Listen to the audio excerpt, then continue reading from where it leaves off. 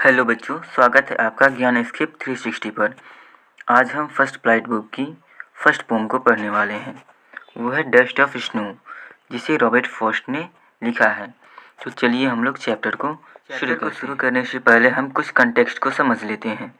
जो हमारे पोएट हैं रॉबर्ट फ्रॉस्ट, वो एक हेमलॉक ट्री के नीचे बैठे हुए हैं और जाड़े का दिन है और जो स्नो पार्टिकल्स हैं वो जाड़े के दिन में गिरते हैं, तो पेड़ के आसपास और पेड़ पे भी स्नो पार्टिकल्स गिरे हुए हैं। उसी समय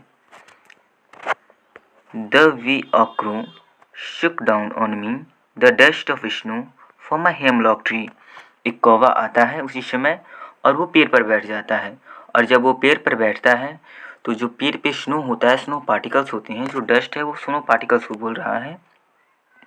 तो जो स्नो पार्टिकल्स होते हैं वो हेमलॉक ट्री से गिर जाते हैं।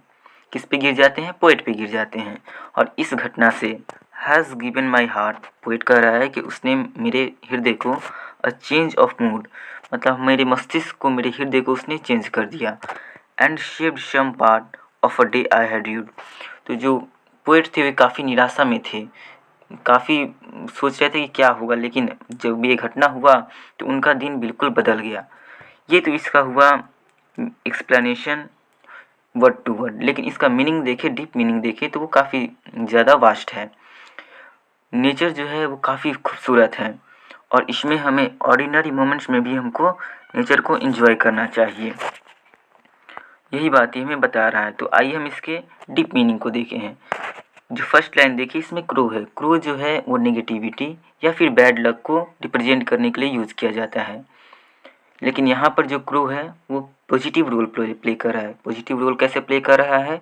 क्योंकि क्रो जो है हेमलॉक ट्री पे बैठता है और उससे स्नो पार्टिकल्स जो है राइडर के ऊपर गिरते हैं, तो यहाँ पे एक पॉजिटिव रोल प्ले कर रहा है।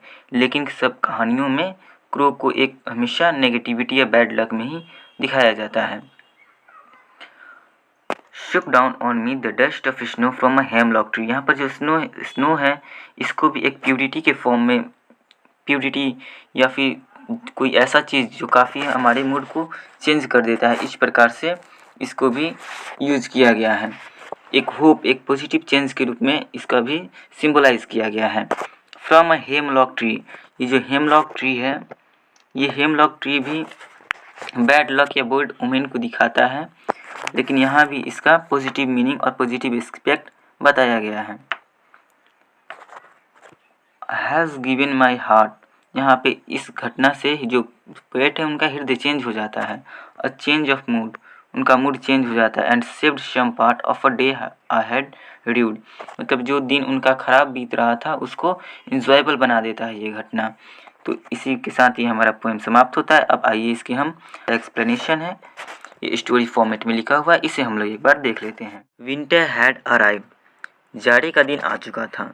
And the poet was feeling sad and gloomy, और जो हमारे पोएट थे वो काफ़ी सैड फील कर रहे थे, उदासी में थे।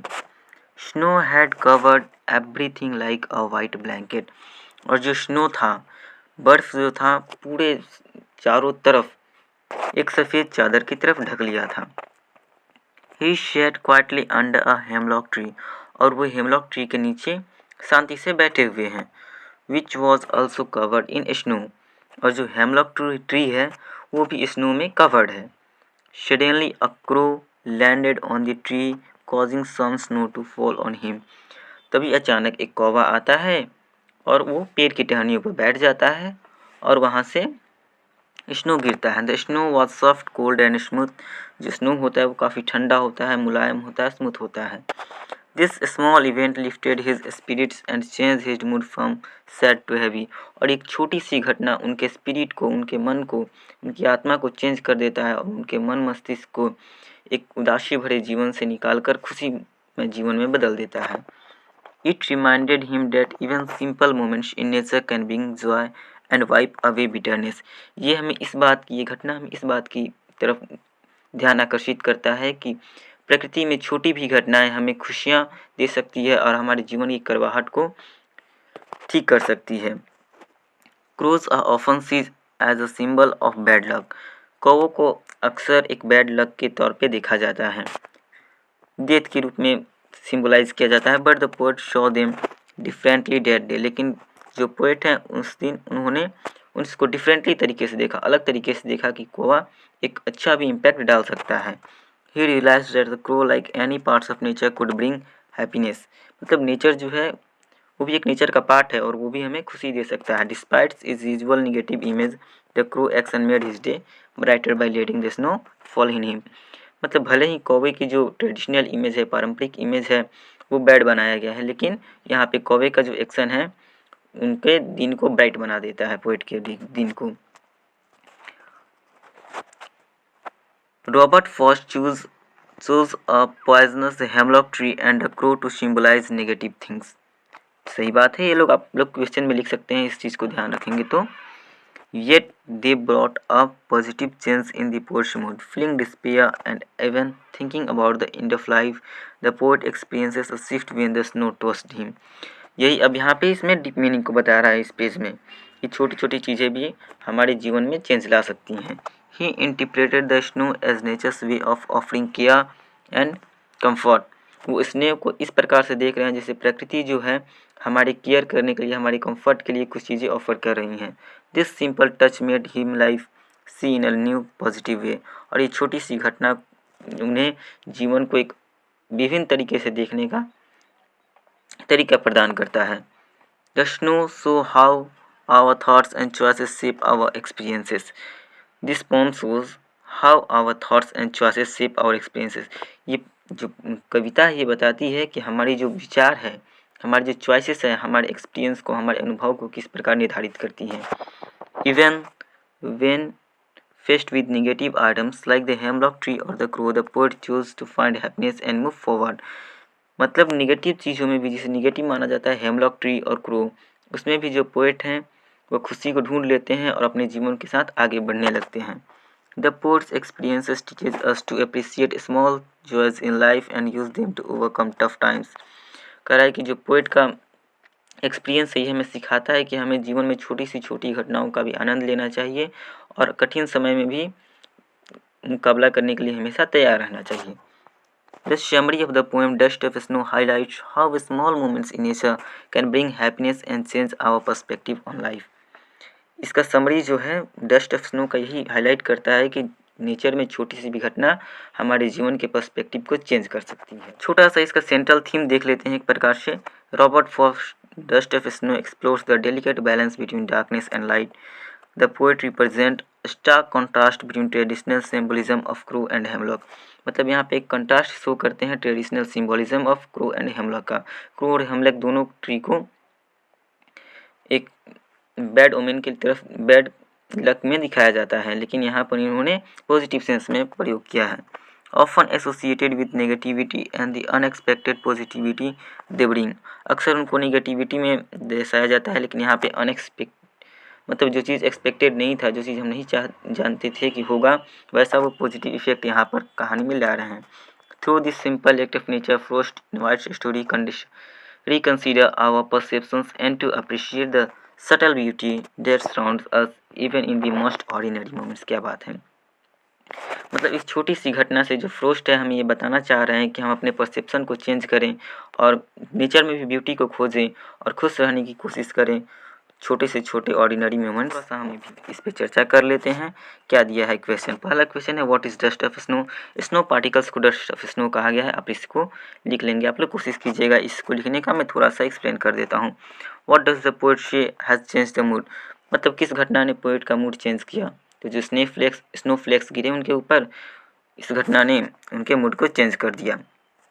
How is the poet mood change, poet का मूड कैसे चेंज हुआ। पहले वो ग्लूम में थे, सैड थे, और बाद में उनका दिन जो है ब्राइट हो गया और वो खुश हो गए। How does frost present nature in this poem, frost ने जो है, रॉबर्ट फ्रॉस्ट ने है, इस पोम में नेचर को कैसे प्रेजेंट किया है। द फ्लोइंग क्वेश्चन में help you to think of an answer, ये जो क्वेश्चन है आपको जवाब देने में मदद कर सकते हैं।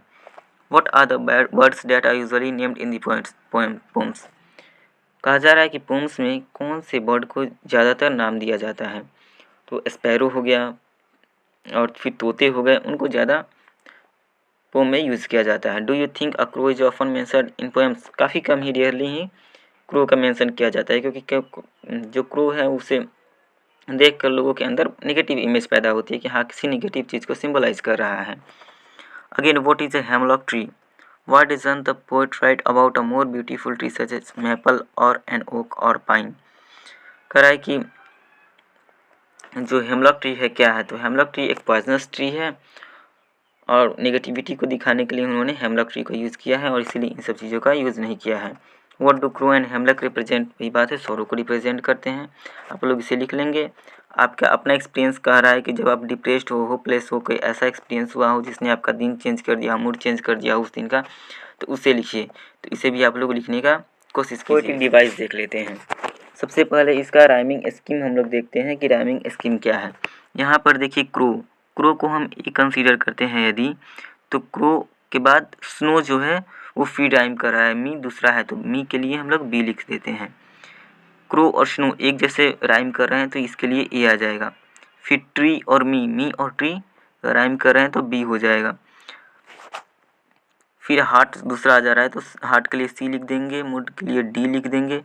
हार्ट और पार्ट ये राइम कर रहे हैं तो ये फिर सी आ जाएगा इसके लिए। Of a day I had read, mood और रीड ये हो रहे हैं तो डी हो आ जाएगा इसके लिए। तो ए बी सी डी ये इसका राइमिंग स्कीम हो जाएगा। इसके बाद हम लोग आगे और राइमिंग स्कीम को देखते हैं।